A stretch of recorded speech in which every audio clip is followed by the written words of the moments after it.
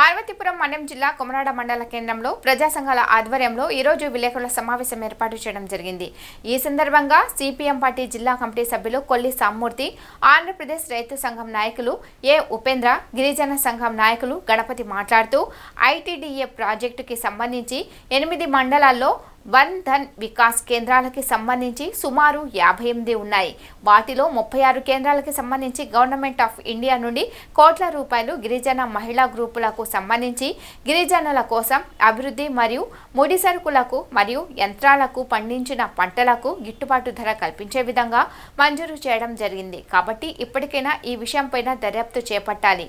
కేంద్ర ప్రభుత్వం నుండి వచ్చిన నిధులు గిరిజన ప్రజలకు పూర్తి స్థాయిలో, అదేవిధంగా గిరిజన మహిళా సంఘాల అభివృద్ధి వైపు నడిచే విధంగా అటు ఐటీడీఏ పీఓ కానీ జిల్లా కలెక్టర్ కానీ చర్యలు చేపట్టాలని ప్రజా సంఘాల ఆధ్వర్యంలో విన్నవించుకుంటున్నామని అన్నారు.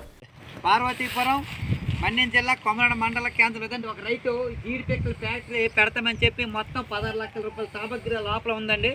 దీనికి సంబంధించి ఈ మా అనేక విధాలుగా జీడిపిక్కల ఫ్యాక్టరీ పేంజర్ గిట్టుబాటు ధర కొనాలని ఆందోళన చేసిన సందర్భంలో ఎలుగు ఏపీటీ వై సత్యనారాయణ గారు వచ్చారండి.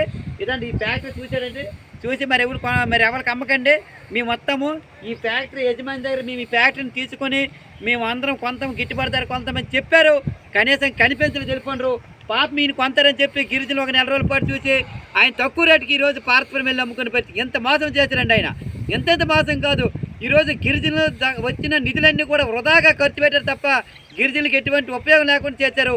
కాబట్టి ఆయన పైన ఇప్పటికైనా పూర్తి స్థాయిలో దర్యాప్తు చేయాలి. ఆయన పనిచేసిన కాలంలో వచ్చిన నిధులపైన కేంద్ర ప్రభుత్వం కానీ రాష్ట్ర ప్రభుత్వం నిధులు పక్కతో పడ్డాయి. ఆ నిధులపైన అన్నింటిపై దర్యాప్తు చేయాలని చెప్పి మేము కోరుతున్నాం.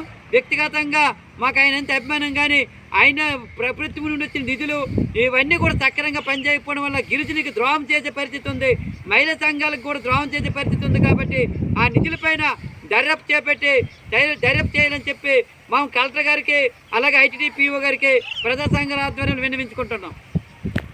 మన్యం జిల్లా కొమరాడ మండల కేంద్రంలో ఈరోజు ప్రజా సంఘాల ఆధ్వర్యంలో పత్రికా విలేకరుల సమావేశం ఏర్పాటు చేయడం జరిగింది. గడిచిన 2.5 సంవత్సరాల కాలంగా పార్వతీపురం ఐటీడీఏలో వెలుగులో పనిచేస్తున్న ఏపీటీ వై సత్యనారాయణ గురించి మేము అనేక ఆరోపణలు కూడా చేసి గత కలెక్టర్ గారికి 5 సార్లు గ్రీవెన్స్లు ఇచ్చాము. మళ్ళీ ఈ కొత్త కలెక్టర్ గారికి ఒక్కరు ఇచ్చాము. ఐటీడీ పీఓ గారికి 54 పేజీలతో ఆయన చేసిన లోపాలు ఏవైతే ఇవన్నీ కూడా రిటర్న్ రాసి ఇవ్వడం జరిగింది.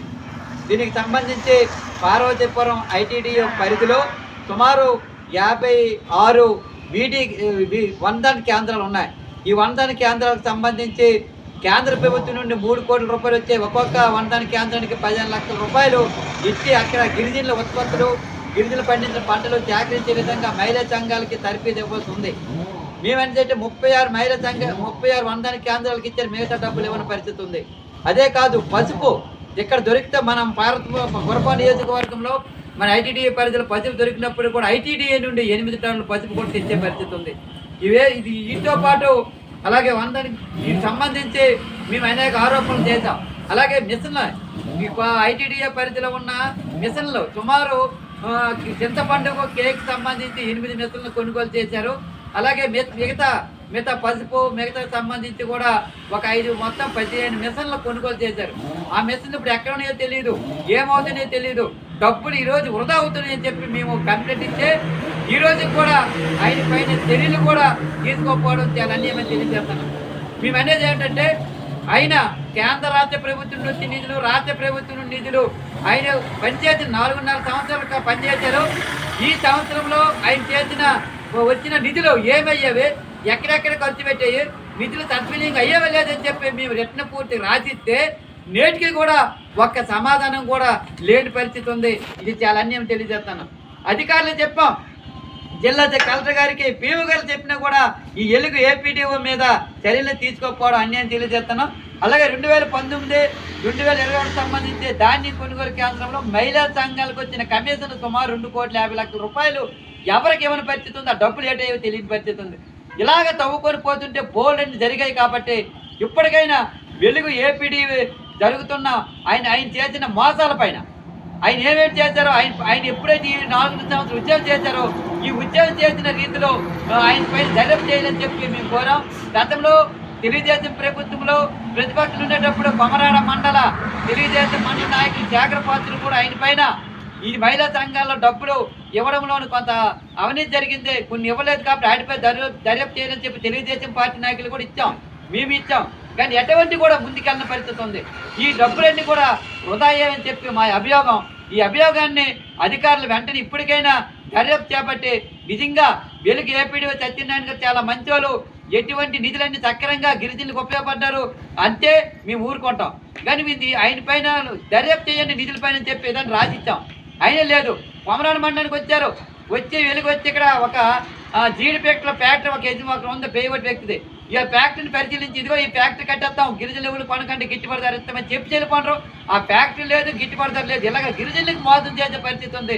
మా అభిప్రాయం ఏంటంటే గిరిజనులకు వచ్చిన డబ్బులు గిరిజనులు సక్రమంగా వినియోగించకుండా పక్కదోవ పడతాయి, వీటిపైన దర్యాప్తు చేయాలి.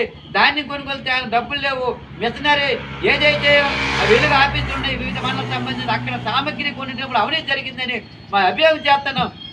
వీటన్నిటిపైన ఇప్పటికైనా పూర్తి స్థాయిలో దర్యాప్తు చేపట్టాలి, నిజాలు తేల్చాలి. ఒకవేళ నిజంగా ఏపీడీ వై సత్యనారాయణ గారు చాలా మంచి వాళ్ళంటే మీరు రిటైర్ అయ్యేదాకా ఇక్కడే ఉంచుకొని మాకు అభియోగం లేదు. కాబట్టి గిరిజనులకు వచ్చిన నిధులు పక్కదోవ పడ్డాయి, అనేక పక్కదోవ పడ్డాయి, అవినీతి జరిగాయని చెప్పి మా ఆరోపణల్ని ఈరోజు మేము గతం ఇచ్చాము. కాబట్టి ఐడెంటిఫై దర్యాప్తు చేపట్టి నిజాలు తేల్చాలని చెప్పి ఈరోజు ప్రజా సంఘాల ఆధ్వర్యంలో మేము కలెక్టర్ గారికి, ఐటీడీఏ పీఓ గారికి మేము విన్నవించుకుంటున్నాం.